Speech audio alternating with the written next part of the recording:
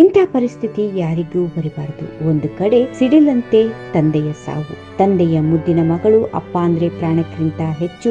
ಕಣ್ಣೀರು ಇನ್ನು ನಿಂತಿಲ್ಲ. ರಾತ್ರಿ ಪೂರ್ತಿ ಅಪ್ಪನ ನೆನಪಿನಲ್ಲಿ ಕಣ್ಣು ಮುಚ್ಚಿಲ್ಲ. ಬೆಳಿಗ್ಗೆ ತನ್ನ SSLC ಪರೀಕ್ಷೆ, ಅಪ್ಪ ಹೇಳಿಕೊಟ್ಟ ಆದರ್ಶಗಳನ್ನ ಪಾಲಿಸಬೇಕು. ಇದು ನಿನ್ನೆ ಸಡನ್ ಆಗಿ ಹೃದಯಾಘಾತಕ್ಕೆ ತುತ್ತಾಗಿ ನಿಧನ ಹೊಂದಿದ ಸಚಿವ ಶಿವಳ್ಳಿ ಮಗಳ ಸ್ಥಿತಿ. ಶಿವಳ್ಳಿ ಅವರ ಎರಡನೆಯ ಮಗಳು ರೂಪಾ.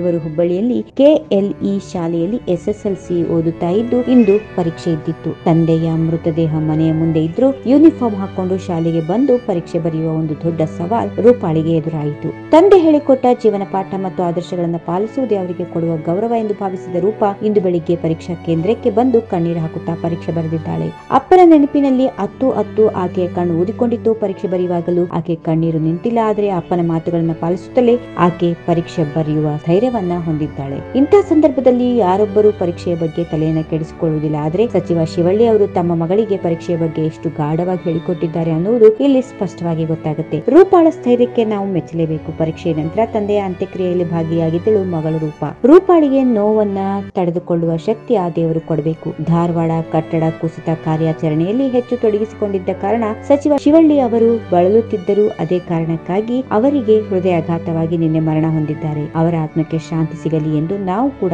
ದೇವರಲ್ಲಿ ಪ್ರಾರ್ಥನೆಯನ್ನ ಮಾಡೋಣ.